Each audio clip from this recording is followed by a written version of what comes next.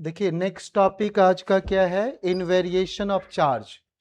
मानिए कि ये गुड़िया किसी ऑटो रिक्शा में बैठी है और अचानक ये छोकरा चाहे कुछ फेंकने के लिए, क्या फेंकना आप अंदाजा लगा सकते हो। तो जैसे कुछ फेंकना चाहे चार्ज पार्टिकल, तो ये कैच की दीदी, ये तो चार्ज पार्टिकल ये कैच की, सॉरी बच्चे, तो चार्ज पार्टिकल कैच की, तो क्या होता है कि चार्ज रेफरेंस फ्रेम के बदलने से हम लोग कह रहे हैं इनवेरिएंट होता है। So charge doesn't change if you change the reference frame. अभी क्या था, उस बच्चे के हाथ में था चार्ज पार्टिकल, थोड़ी देर बाद चलते हुए ऑटो रिक्शा में फेंक दिया, वो लेके अब चल दी, तो चार्ज यहां पर क्या हो रहा है, इनवेरिएंट होगा, not very, will not very, not variant, so that is invariant. Indefinite not definite, तो आप वहां से बात कर सकते हैं। तो देखिए the numerical value, the numerical value of an elementary charge कैसा बोलेंगे, 1.6 into 10 power minus 19 कूलम। तो numerical value of an elementary charge, do you remember q equals ne, that n was numerical value. The numerical value of an elementary charge is independent of velocity. अभी उसके हाथ में 1.6 into 10 power minus 19 coulomb, उस गुड़िया के हाथ में जाने पर भी for that particular charge quantity will remain same, magnitude will not differ. तो आप यही बोले तो ज्यादा अच्छा है। It is proved by the fact that an atom is neutral. Atom क्या करे, न्यूट्रल है, यहां वहां सेम रहा, चेंज नहीं हुआ, नॉट वेरिएंट, तो इनवेरिएंट हो गया। केरला मुंह खोल के सांस ले रही है। द डिफरेंस इन मासेस, हमने क्या बोला कि अगर आप इलेक्ट्रॉन किसी को दिए तो लिटिल बिट मैसिव हो जाएगा। तो the difference in masses of an electron and a proton suggest that electrons move much faster in an atom than protons. अभी ये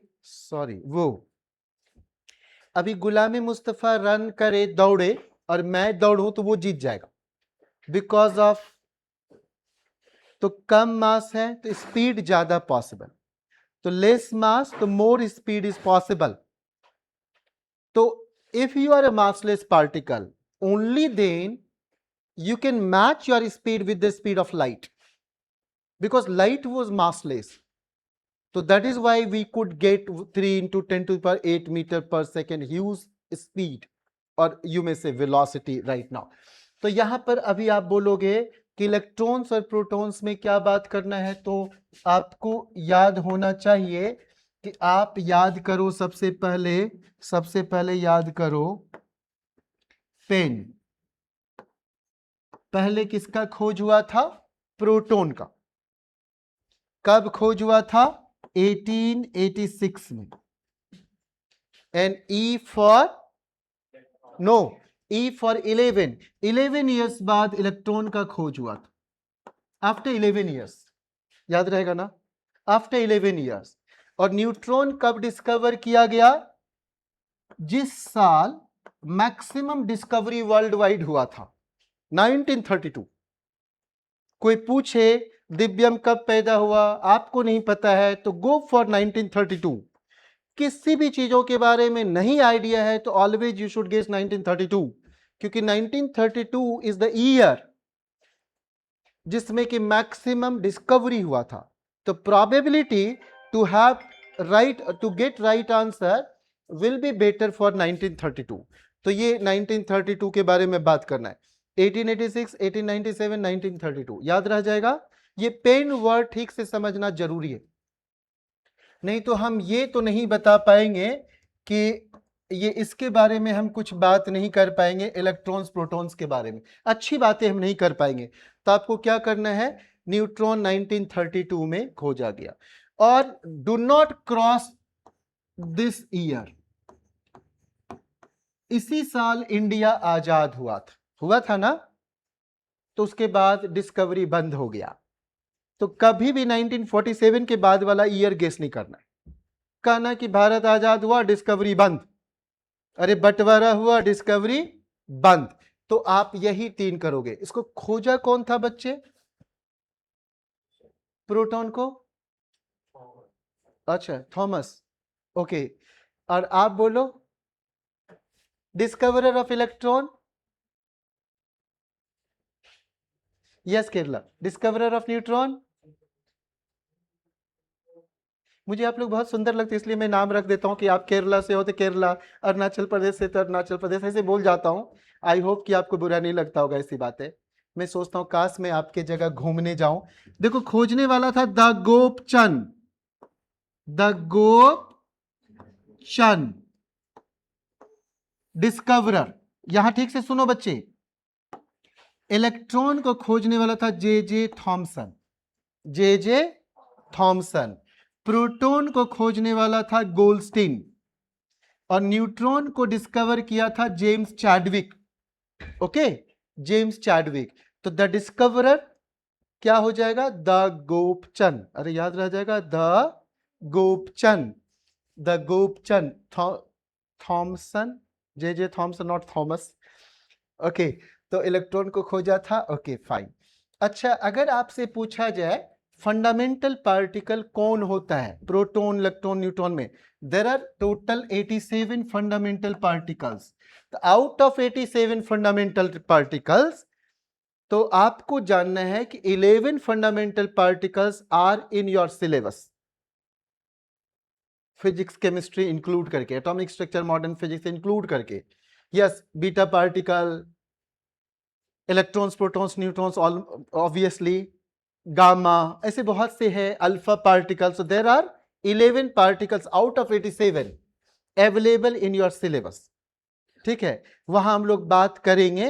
when I teach you Yukawa's potential, you must be knowing this बाबा का नाम, यूकावा, सुना है नाम? अच्छा, यूकावास potential. तो चलो अभी फिलहाल पेन समझ गए।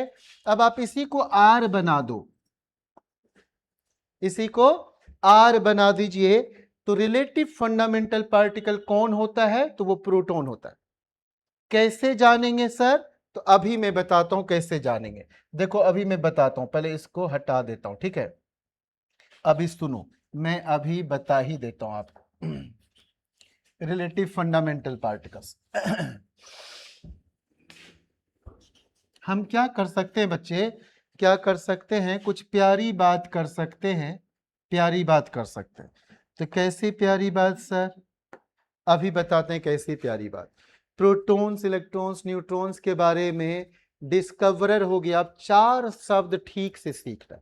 ये 4 शब्द दुनिया के सारे बुक में है, और एक भी बुक वाला, एक भी वर्ल्ड का कोई टीचर एक्सप्लेन नहीं करता मेरी नजर में। जरा चेक करो मैं सही बोल रहा हूं कि नहीं। ये 4 शब्द ठीक से सुनना है। एक है absolute mass, that is actual mass. दूसरा है रिलेटिव मास, फिर ऐसे हो जाएगा एब्सोल्यूट चार्ज और रिलेटिव चार्ज।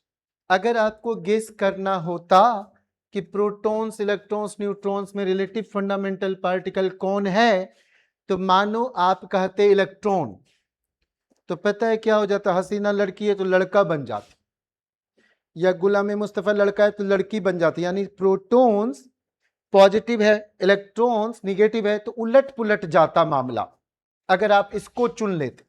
अभी समझना जरूरी है कि सर ऐसी बात क्या कर रहे हैं कि ये लड़की लड़का बन जाता, लड़का लड़की, क्या कहना चाह रहे हैं आप? तो ये अगर चुनते, तो ये चुनते तो इंफिनिटी का सामना करना पड़ता, या 0 0 कुछ बात होता। यही चुनना चाहिए था। तो अब बताते हैं क्यों। देखो इसको मैं क्या बना दिया बच्चे, डबल आर। एक आर का मतलब समझना रदरफोर्ड। जब पूछे कि प्रोटॉन का डिस्कवरर कौन थे, तो यू नो गोपचंद गोल्डस्टीन, प्रोटॉन का discoverer Goldstein. And if you are not getting Goldstein in any of the options, then look for Rutherford. Look for Rutherford. And do not argue unnecessarily, sir, what about Goldstein one choice and Rutherford in both choice. अरे ऐसा question shutter पैदा नहीं हुआ अभी तक। तो अगर ऐसा कभी हो जाएगा तो always go with Goldstein, the Gopchand, वही ओरिजिनल वाला है। तो अभी क्या करना है देखो यहां पर। अच्छा मैं आपको बता दूं, ये 3 to 4:30 एवरीडे क्लासेस जो आपका रहेगा, तो करीब 1 मंथ तक हम इलेक्ट्रोस्टैट करंट ही ठीक करेंगे। ये एवरीडे इसी समय हम ठीक करेंगे। इससे पहले कुछ 2-3 घंटे कल से रेगुलर रहेगा, जिसमें हम आपको फिजिक्स केमिस्ट्री का हॉट क्वेश्चन सब डिस्कस करेंगे अराउंड 1.5 मंथ, ठीक है, अराउंड एवरीडे, ठीक है। और इसी समय उधर दूसरे रूम में आपका टेस्ट चल रहा होगा, डेली एक एक टेस्ट वो बताया जाएगा कि आज ये टेस्ट, कल ये टेस्ट, ऐसे रहेगा अगले 45 टेस्ट देखकर। तो ऐसा डेली आपके साथ रहेगा। तो आपको कोशिश करना है सारे में पार्टिसिपेट किया जाए, पॉसिबिलिटी देखना है। तो ये देखिए रदरफोर्ड हो गया। दूसरा हम कर रहे हैं रिलेटिव फंडामेंटल पार्टिकल्स, ठीक है। तो प्रोटॉन्स, इलेक्ट्रॉन्स, न्यूट्रॉन्स के बारे में क्या बात कर सकते हैं। तो सबसे पहले सर हमको आप पढ़ा दीजिए एब्सोल्यूट चार्ज, ताकि समझ में आ जाए। एब्सोल्यूट को क्या बोलोगे मैथमेटिक्स में? मॉड्यूलस। रियल लाइफ में एक्चुअल। क्या बोलोगे? एक्चुअल। एब्सोल्यूट को क्या बोलोगे आप बच्चे? एक्चुअल बोलना, वो ज्यादा अच्छा। Actual mass, actual. तो एब्सोल्यूट चार्ज, एक्चुअल चार्ज। तो प्रोटॉन का एक्चुअल चार्ज कितना है भाई प्रोटॉन का? तो 1.6 इंटू 10⁻⁻19 कूलम। बड़ी अच्छी वाली कॉन्सेप्ट अब देने जा रहे हैं, मजा आ जाएगा आज आपको सीखकर। जैसे पिछले क्लास में Q इक्वल्स एनी ठीक लगा होगा सुनकर, आज वो समझ में आ जाएगा। और इलेक्ट्रॉन का चार्ज कितना हो जाएगा बच्चे? -1.6 इंटू 10⁻⁻19 कूलम। और न्यूट्रॉन का चार्ज कितना हो जाएगा बच्चे? 0। रिलेटिव का मतलब क्या है कि मानो कि अभी मैं दौड़ूं और मेरा स्पीड ये ऑब्जर्व करे with respect to Krishna Joshi, तो इसको पहले कृष्णा जोशी के कंधे पर बैठना पड़ेगा और तब ऑब्जर्व करना पड़ेगा। अगर कहूंगा with respect to running fan, तो फैन पर बैठना पड़ेगा। कुछ भी बन के बैठ जाए, चीटी चीटा बन के बैठ जाए, तो ये तब देखेगा क्या। इस तू आज सुंदर लग रही, चश्मा लगाई, बधाई हो। अंधों के ग्रुप में आ गई, ठीक है, हम समझ गए, हम लोग के ग्रुप में आ गई। कंफ्यूजन होगा इसको कि इसको 4 आंख है, सच्चाई हम लोग को 2 भी सही नहीं है। ओके, मैं वही सोचा कि कोई सुंदर कन्या बैठ गई है, सुंदर कन्या यहां बैठी हुई। तो एब्सोल्यूट चार्ज क्या हो गया बच्चे? Actual charge. क्या हो गया? और रिलेटिव चार्ज किसे कहेंगे आप? रिलेटिव चार्ज, तो सर रिलेटिव का मतलब है उसी से डिवाइड करो, उसी से जिसको रिलेटिव बोले। तो प्रोटॉन के चार्ज में प्रोटॉन के चार्ज से डिवाइड किया तो यूल बी गेटिंग +1। यस और no? 1.6 into 10⁻⁻19 by 1.6 into 10⁻⁻19 will be getting 1। अरे बोलो हाँ। तो प्रोटॉन का चार्ज डिवाइडेड बाय प्रोटॉन का charge, you'll be getting +1, you'll be getting +1। तो प्रोटॉन इज स्टिल पॉजिटिव। अरे हाँ बोलो। मानो वो केरला इसको बोल जाती, तो तब हम क्या करते बिटिया रानी? इसको ऐसे नीचे लाते, तो आप कहती -1 हो गया प्रोटॉन का चार्ज बाय इलेक्ट्रॉन का चार्ज। तो प्रोटॉन तो निगेटिव हो जाता, छोकरा छोकरी बन गया, लोचा हो जाता। तो इलेक्ट्रॉन रिलेटिव फंडामेंटल पार्टिकल नहीं हो सकता। समझ में आ रहा है कि नहीं आ रहा है? आ रहा है कि नहीं आ रहा है? अभी तक ये क्वेश्चन नहीं पूछा गया है, और एग्जाम में आपको पता है ना क्या पूछते हैं? They ask easiest possible question, but what is not explained in the book normally and what is not taught by the teacher in general. Okay, तो रिलेटिव चार्ज हम समझ गए +1। अब जरा सोचो, इसमें इससे डिवाइड करेंगे बच्चे तो -1। थैंक गॉड लड़की लड़की रह गई। Electron has got negative charge. अरे बोलो ना बच्चे, electron has negative charge. Clear है कि नहीं? हाँ बोलना पड़ेगा। ओके, बहुत अच्छी बात है।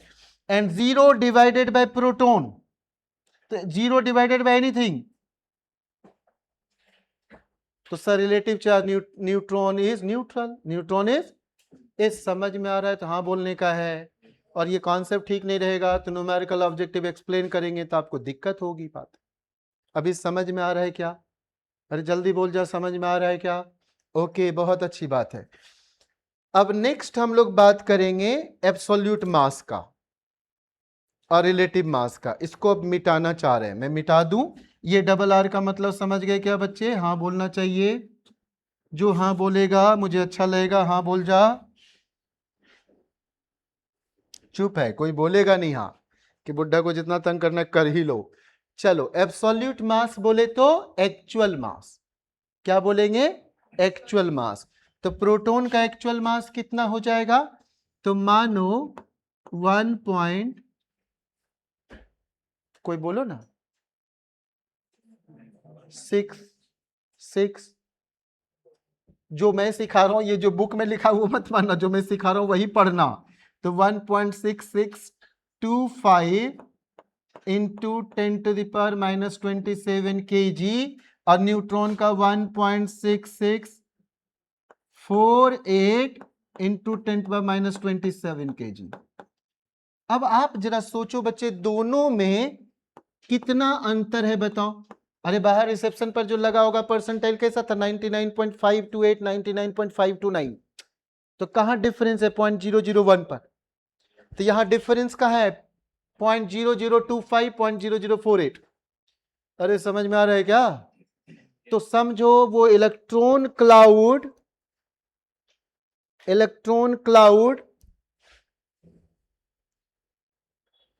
न्यूक्लियस बोल दे। इलेक्ट्रॉन क्लाउड में इलेक्ट्रॉन हल्की होती है तो ऊपर तैर रही होती है, floating outside the electron cloud, because electron is lightest in nature out of protons, electrons and neutrons. ठीक है क्या? Out of protons, electrons and neutrons. So electrons is the lightest particle, that is why floating outside the nucleus, and neutron the heaviest particle that is embedded, almost available at the center of the nucleus. अभी हम nucleus में जा रहे हैं, अभी कुछ राज की बात करेंगे। तो available at the centre of the nucleus, available at the centre of the nucleus. अच्छा, ये सारे वीडियो यूट्यूब पर अपलोड हो रहा है आज से।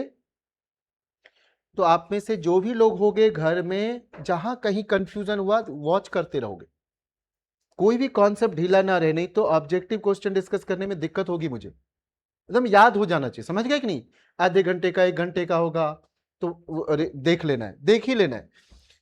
ये देखिए, ये हो गया केजी में दोनों, और इलेक्ट्रॉन जो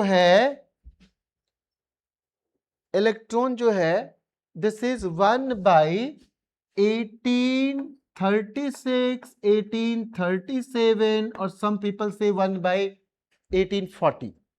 इतना हल्की इलेक्ट्रॉन, इतनी हल्की है कि ऊपर में तैरते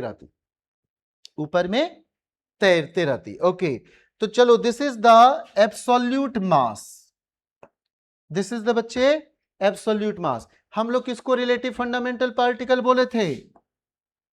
प्रोटॉन को। तो let us divide any kind of mass, even mass of proton divided by mass of proton.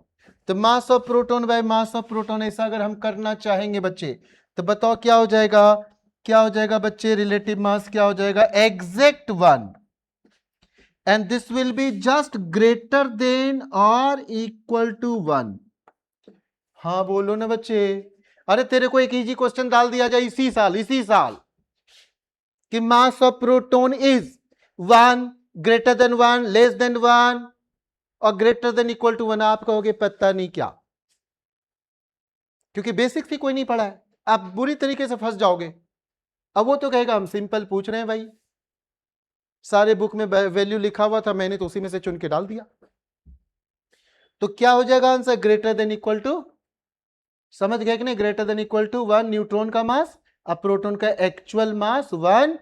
क्यों पूछा? क्योंकि दुनिया के सारे बुक में ये लिखा हुआ है और एक भी टीचर वह एक्सप्लेन नहीं करता है कि why there is relative term. Relative क्यों है? अरे आप सब अलग अलग जगह से पढ़ के आए हो कि नहीं बताओ? और आपको कोई भी टीचर ये बताए थे कि रिलेटिव का मतलब यहां क्या है? बताओ, ईमानदारी से बताओ ना प्लीज। किसी के कोई टीचर ये बताए थे क्या? ईमानदारी से, ये ना सोचना कि मैं अपनी बड़ाई खोज रहा हूं। तेरे से बड़ाई उड़ाई नहीं चाहिए, बहुत टैग लगा हुआ नाम के साथ। तो ये जरा सोचो कितनी बेसिक सब चीजें सबका उड़ा हुआ है। यही कारण है कि सब लुटता है एग्जाम में जाके। अब जरा सोचो यहां पर क्या हो जाएगा, ये अब मैं करेक्शन करना चाहूंगा सर। 1 डिवाइडेड बाय 1836 या 37, यू में से 1840, and here is the actual mass. तो कितना इलेक्ट्रॉन का मास है, 9.1 इंटू 10⁻31 kg। अब कहोगे sir please explain sir, I am not getting sir, whatever you are teaching I am not getting at all. तो जरा सोचो, any mass divided by proton का mass will be relative mass. कैसा बचवा है, क्या पढ़ाऊंगा, हाँ अभी नहीं बोलता है, हाँ बोलो ना, अरे सुनाई नहीं दिया, देखो मरी हुई आवाज, ए हाँ बोल, हाँ। तो 9 ये देखना जोशी का आवाज जोश में आता है। 9.1 इंटू ऐसा लिख दिया बच्चे, एंड हियर 1.6625 इंटू 10⁻⁻27। अब देखिए जोशी साहब, मैं इसको अब तो आप ही को पढ़ाना है मुझे, ये क्या हो गया, ये क्या हो गया जोशी साहब को पढ़ाना है। तो ये देखो क्या करना है, दिस इज 10⁻30 जोशी साहब, अप्रॉक्स 9.1 को अगर हम 10 मान लें, 9.1 को अगर हम 10 मान ली, नीट का फॉर्म भर दी थी मेरे सजेस्टेड टाइम पर, हाँ चलो सही। तो ये 10⁻30 और यहां क्या हो जाएगा बच्चे, 10⁻27। अब क्या दिख रहा है, 10⁻3, सुनाई नहीं दे रहा बच्चे, 10⁻, it means what, 1/4 digits. We have approximated many things.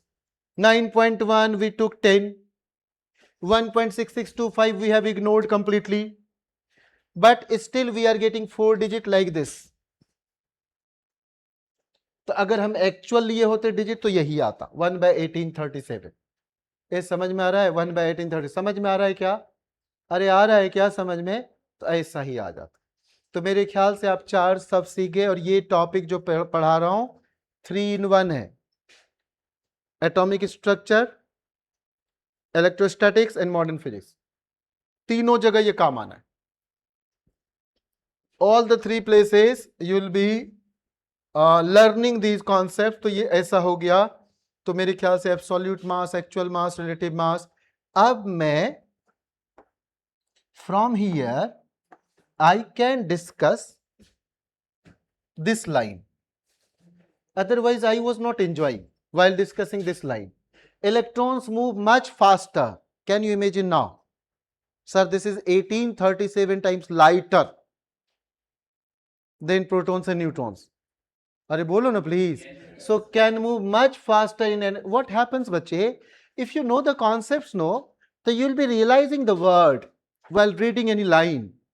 Otherwise, you'll be reading the line and you will never enjoy any word, whether you have learnt or whether you have pronounced that word even mentally or not.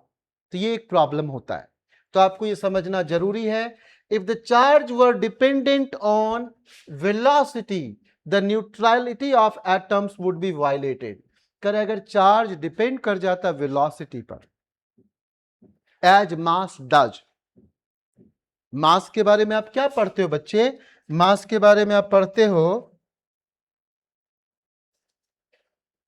मास के बारे में आप क्या पढ़ते हो बताता हूं। मास के बारे में देखो आप क्या पढ़ते हो, मास के बारे में आप पढ़ते हो m equals m0 1 minus v²/c² inside the root. Here mass does depend on velocity, mass does depend on velocity. अब मैं इसको एक पत्थर से, नहीं ये ब्राह्मण है, अच्छा उसको एक पत्थर से मैं मारूं, किसी को भी ऐसे पत्थर से मारूं, छोकरा को ही, और पत्थर बड़ा सा लगे, ऐसा धमाका सा हो, तो मैं कितना खुश होऊंगा, हल्का से ही मारूं। कोई गाना था ना, कोई पत्थर से ना मारे, हाँ देखो देखो ये गाना गा रहा है मेरे दीवाने को, यस, अपने पास एक सिंगर बैठा हुआ, बड़ी मेलोडियस सिंगर है, मैं नाम नहीं लूंगा दिव्यम का, बहुत मेलोडियस गाता है, ठीक है ओके। तो देखो बच्चे, अगर मानो your v is c/2, suppose suppose c by 2, तो this v square by c square would be, this would be c by 2 का स्क्वायर by c स्क्वायर, तो c स्क्वायर गेट्स कैंसिल, तो 1 by 2 स्क्वायर. से yes please. तो 1 minus 1 by 2 का whole square inside the root, and this 4 minus 1 is 3, and this 2 will go out, ऊपर will go up, तो 2m naught by root 3. Yes or no? If you want explanation of this, I can write step by step, otherwise I'll be escaping. Shall I escape? Okay, great. And 2 by root 3, 2 by 1.7 is greater than 1. So इसका मतलब हो गया कि दीवाने को जोर से लगा. This is greater than m naught, rest mass. Rest mass means what? Even metro with the fastest speed will consider rest mass. Rajdhani train moving with maximum possible speed will consider rest mass. तो किसी का भी मास अगर वो speed of light के आसपास से move नहीं कर रहा है, न्यूटोनियन मैकेनिक्स में बातें चल रही है, नॉट रिलेटिविस्टिक मैकेनिक्स, तो विल कंसीडर रेस्ट मास कि that speed is almost negligible if you compare with speed of light. If any speed is ignorable with respect to speed of light, then that speed is known as almost rest mass. Particle is in rest. ये समझ में आ रहा है क्या? हाँ, अच्छा. कौन नहीं यहां पर है? स्प्रिंग डॉल नहीं है आज? हाँ, और कौन नहीं है जी? कौन नहीं है? कौन है? जल्दी बताओ. क्या यार ये स्ट्रगल करवाता है हमसे. हिमांशु नहीं? अच्छा ठीक, हिमांशु नहीं. आदित्य जैन तो एज यूजुअल नहीं होता है क्या? नहीं होता है, ठीक. ओके ठीक है बच्चे. ओजस भी नहीं है? हाँ, कहेगा सर मैं तो यही हूं. यहां से भी क्वेश्चन आता है बच्चे, इस बॉक्स से क्वेश्चन आता है.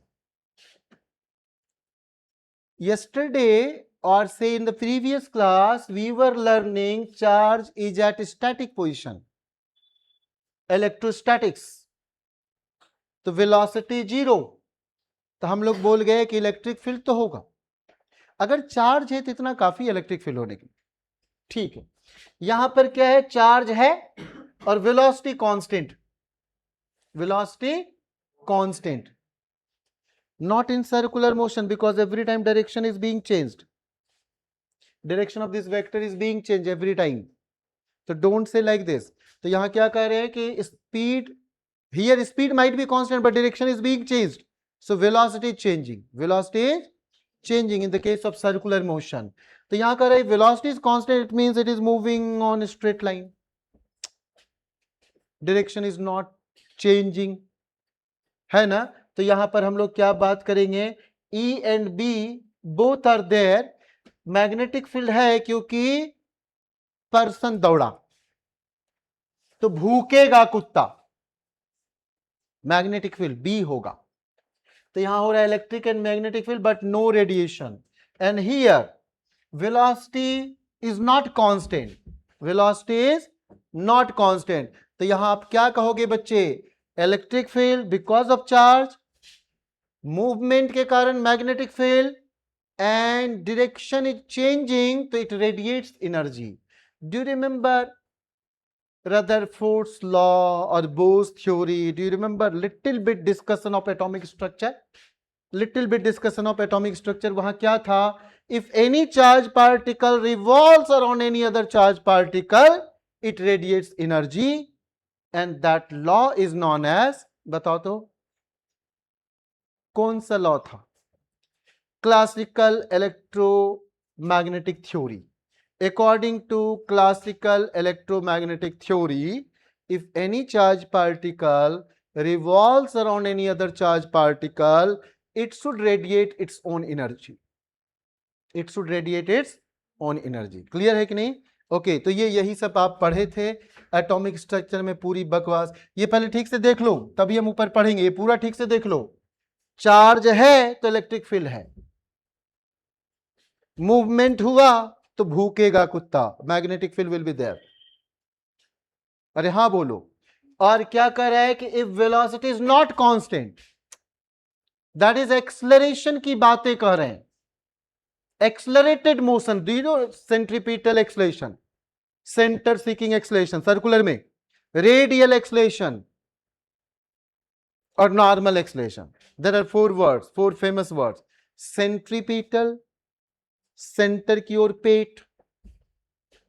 अरे सेंट्रीपिटल ही तो बोलते हैं, सेंट्रीपिटल ही तो बोलते हैं। सर्कुलर मोशन में क्या बोलते हैं बच्चे? सेंट्रीपिटल ही तो बोलते हैं। यहां मानो आप में से कोई लेटे हुए हो, आदर्श लेटा हुआ है, इसका पैर इधर रख देते हैं, हाथ भी इधर रख देते हैं, और यहां पर ये मानो कोई पिल्ले के साथ लेटा हुआ है। हाँ ठीक। तो यहां क्या हो जाएगा? सेंटर की ओर पेट है इसका, देखो, तो सेंट्रीपिटल। ये इसका पेट, इसका न्यूक्लियस सेंटर को खोज रहा है, तो center seeking. It is along radius, तो radial, and it is normal at the tangent. Here is the tangent, उसका बैक पोर्शन, ठीक है। तो ये टेंजेंट, तो आप इसलिए पढ़ते हो tangent and normal. You never study normal and tangent. At first draw tangent, then think about normal, ठीक है। Draw tangent and only then you can talk about normal, ठीक है क्या? Okay, yes. वन क्लास मैं ये जो ले रहा हूं, जो रिकॉर्ड कर रहा हूं, इसमें हिंदी बोल रहा हूं, मतलब इनको थोड़ा देख रहा हूं कि हिंदी ये समझ जाते हैं, तो ये मेरे लिए बड़ी मजबूरी है एक क्लास का। बाकी में वैसे मैं उनका ध्यान रखूंगा, इंग्लिश ही बात करेंगे, अभी हिंदी में बोल रहे हैं। So are you understanding anything, even 1% or 2% or not? Because I have given you sufficient time, right? And then I'll be taking 2 classes every day for you, and in that batch I'll be speaking again in same way in English medium only, right? अभी हमें ये थोड़ा सा एक class का ऐसा करना, and this time आपका नॉर्मली टेस्ट हुआ करेगा कुछ बच्चों का, ताकि आपको लगे कि still I am learning in English medium. Okay, तभी देखो यहां क्या हो रहा है बच्चे? Charge produces electric field and magnetic field, electric field and magnetic field. So electric field means what? If charge is there, electric field is there. If positive charge is there, electric lines of force will be coming out from the charge. And if negative charge is there, so there must be electric lines of force moving towards the negative charge. ऐसा आप सुन चुके हो। Okay, magnetic field, motion. If there is motion of charge particle, only then there can be some magnetic force. तभी कुत्ता भूख सकता है, ठीक है क्या जी? Okay. And if there is an acceleration, तो then it should radiate its energy. अरे बोस थ्योरी में ही पढ़े थे ना हम लोग, it should radiate its own energy and then ultimately it should fall into the nucleus and doesn't fall. It didn't happen, है ना? तो लोग बोला कहीं लोचा है थ्योरी में, यही तो पढ़े थे, ठीक है यही पढ़े थे। ओके फाइन, अब हम लोग यहां से बात कर सकते हैं। Do you no corona effect in electrostatics? Corona effect, sir हम तो वो कोरोना जानते हैं जो चाइना से आया था, बाकी कोरोना सर आप जानो, वो शब्द भी मत बोलो, हमें तकलीफ होता है। तो यहां देखो क्या बच्चा? Charge particle at rest produces only electric field, this one, in the space surrounding it. However, if the charge particle is in unaccelerated motion, unaccelerated, no acceleration is here, unaccelerated motion, it produces both electric and magnetic fields. Here we should mention if the moving charge particle, okay, unaccelerated तो ये भी हो गया, movement should be there, movement should be there. Okay, उसके बाद है and if motion of charge particle is accelerated, तो क्या हो रहा है, not it not only produces electric and magnetic field but also radiates energy, also it will also radiate its own energy. Okay, बहुत अच्छी बात है, ठीक है। चलो हम लोग यहां से इतनी बातें सीख गए, अब आगे बढ़ते हैं। इतनी बात सीखने के बाद आगे बढ़ते हैं। देखो, चार्ज जो है लड़की की तरह होता है। लड़की लोगों को, आप लोगों की बात नहीं कर रहा हूं, पुराने जमाने हम लोग कुछ लड़कियों को देखते थे, जैसे मानो आदर्श, ठीक है, आदर्श मानो, आदर्श के जमाने की बात कर रहा हूं, उसको लड़की मत मानना। तो आदर्श के जमाने में क्या होता था, आदर्श आप याद करो, अपने बुलंदशहर को याद करो, जहां बैंड बाजा वाला जा रहा हो तो तुरंत लड़की लोग छत पर आके देखती है दूल्हा कैसा, अरे जैसा है सो ऐसा ही है। ये सच बोल रहा हूँ, हाँ बोलो, हाँ ऐसा बुलंदशहर में भी होता होगा, मेरे तरफ भी होता होगा। तो ऐसे आके देखता है कि दूल्हा कैसा है, अरे वैसा ही नाक मुंह है, तो दूल्हा कैसा है ये चेक करते हैं, ऐसा। तो मतलब क्या कहना चाह रहे हैं कि ये छत पर आके इसे देखती है। तेरे घर में भी होता, हाँ बोलो ना, झूठ ना बोलो, नहीं तो मैं पहुंच जाऊंगा अभी तेरे घर में। तो ये नॉर्मली ऐसा देखते हैं बाहर में आके, विंडो के पास, छत के पास। तो charge resides at outer surface, on the outer surface of the say spherical ball here। अभी आप ऐसा समझो, तो charge resides on the surface of conductor, outside रहेगा, अंदर में नहीं रहना है। अब जैसे मेरा ऑफिस हुआ, अंदर कभी नहीं रह सकते, बाहर रहेगा। तो उसी की तरह चार्ज का नेचर है। देखो, चार्ज रिसाइड, अच्छा हाँ, आपके पापा मम्मी को या हम लोगों के पापा मम्मी को ब्लैक फेस्ड मंकी की तरह होना चाहिए, देखने में नहीं। ब्लैक फेस्ड मंकी का नेचर आप जानते हो क्या है, उसका क्या आदत है, बच्चे बताओ, आप सभी को, पापा मम्मी को, मेरे पापा मम्मी को ऐसा ही होना चाहिए। क्या होता है कि यहां पर अगर मानो इस पेड़ पर कोई मंकी है, ब्लैक फेस मंकी, और अगर ये मंकी का बच्चा इस पर जंप लगाया अनदर पोल पर, एंड इफ ही और she catches the pole after jumping, तो will not happen any other thing, but if he or she misses the target, then सारे उसकी बिरादरी वाले उस ब्लैक फेस मंकी को ऑन द स्पॉट मार डालेगा। Why did you jump? Why did you miss your target? मार ही डालता है, छोड़ नहीं सकता।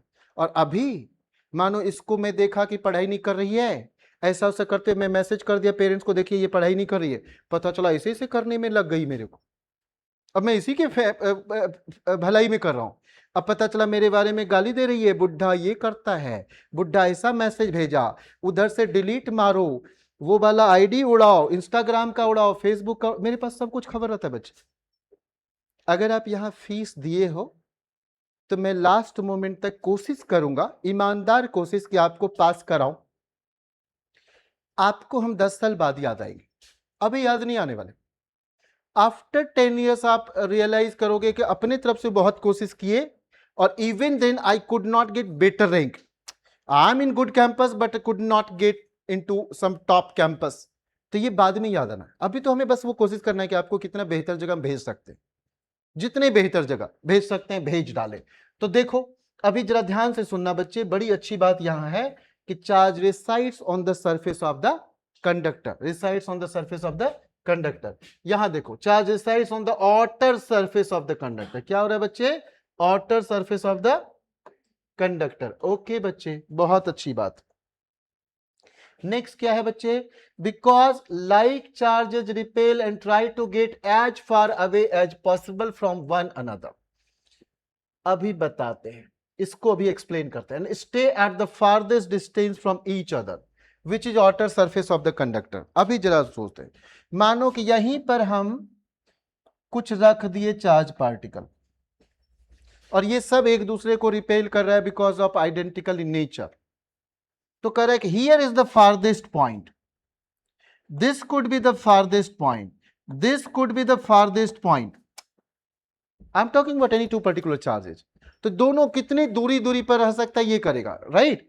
More over, suppose you understood here plus charge, here plus charge, here plus charge, here plus charge, there are 5 positive charges, suppose 5 positive charges। तो ये भी equally spaced होगा, उधर हटा हटा हटा, इक्वली स्पेस्ड होगा at the farthest distance because of identical in nature.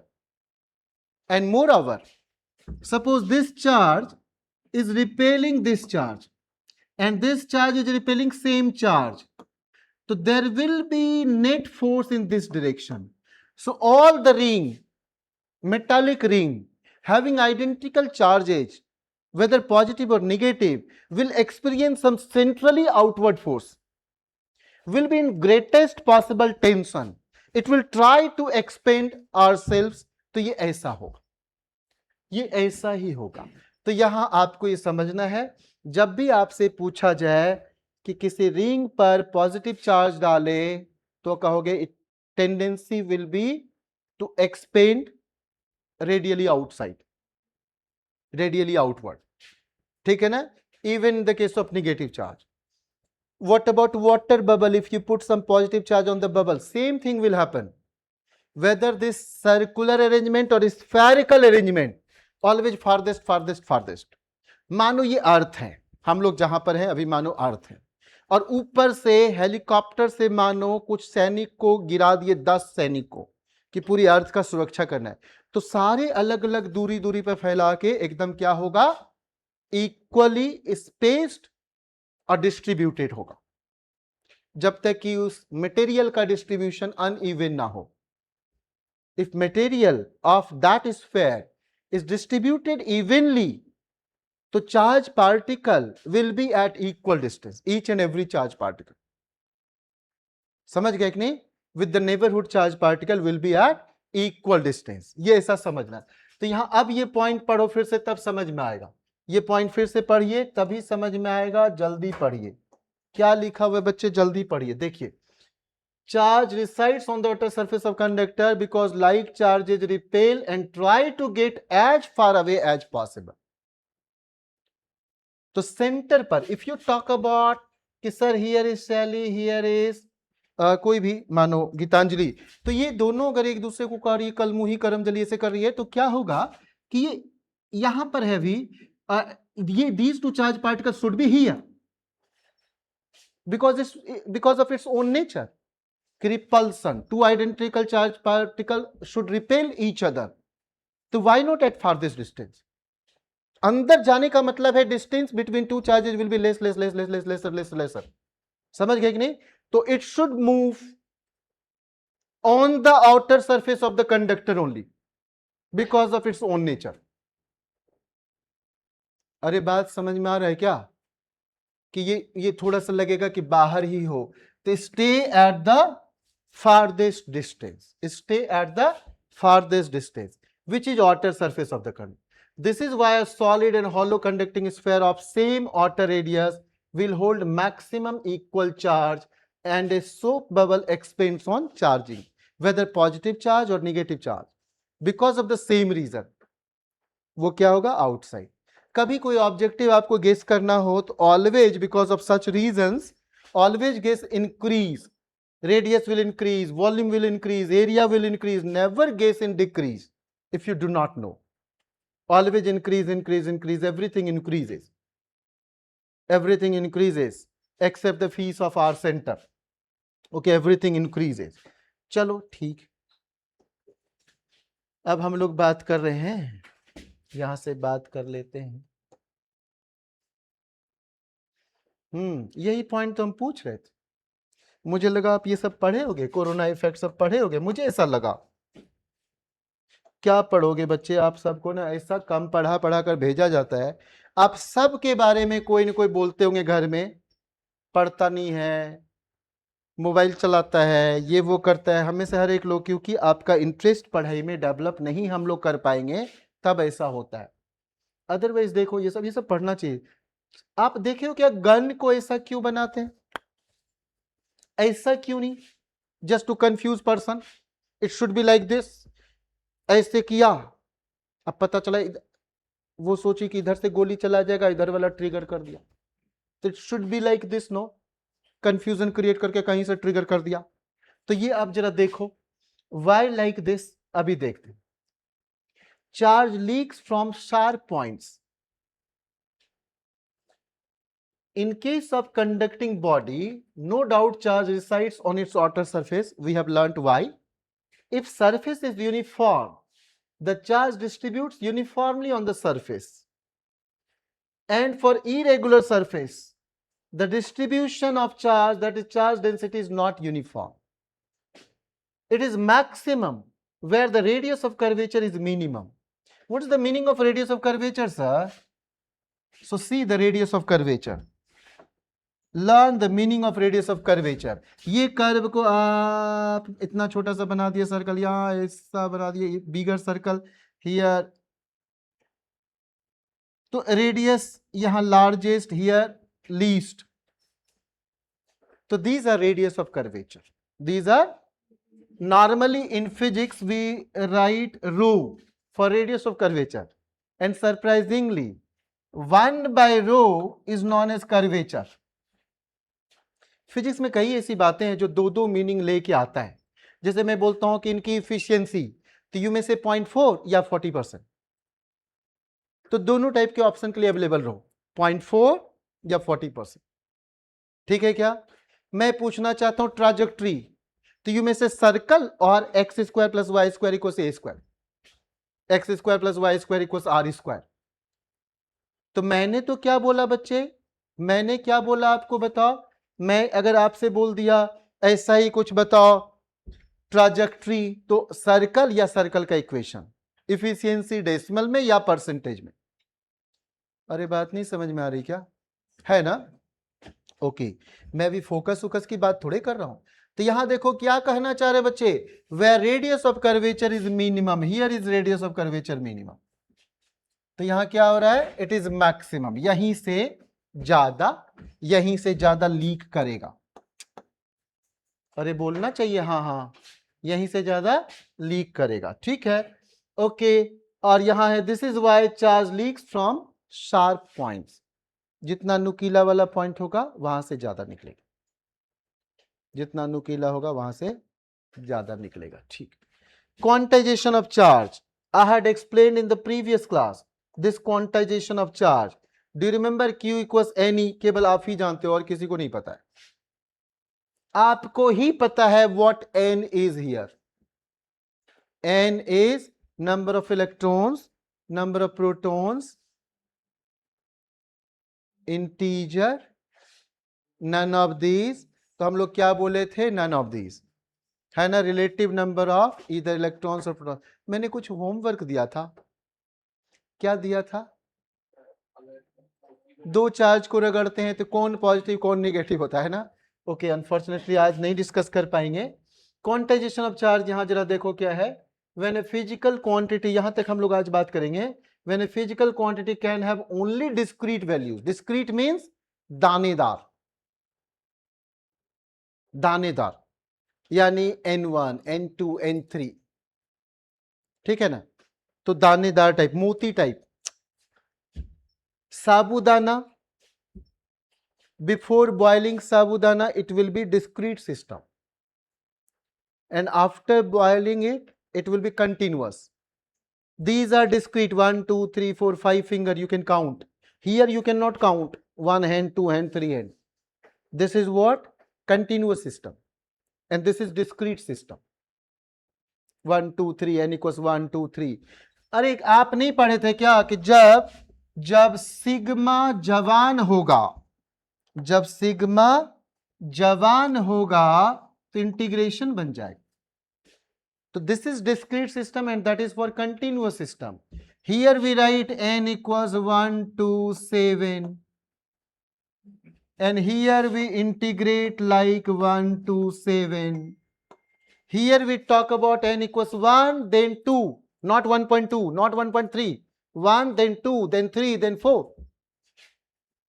So मोती की तरह. And here we talk about 1, 1.001, 1.002, 1.3, 1.4, everything. समझ में आ रहा है क्या? तो this will be continuous system. This will be used for continuous system. And this will be used for discrete system. ये समझ में आ रहा है तो हाँ हाँ बोल जाओ. Discrete system, दानेदार टाइप, दानेदार टाइप. तो तो देखो क्या कह रहे हैं बच्चे, ध्यान से सुनो। When a physical quantity can have only discrete values rather than any value, the quantity is said to be quantized 1e 2e 3, not 1.4e. Getting or not? Not 1.2e. It is 1e or 2e or 3 n times e. N times e. And e is 1.6 into 10 power minus 19 coulomb. ठीक है, तो this is taken as elementary unit. Okay, that is quanta of charge, packet of charge.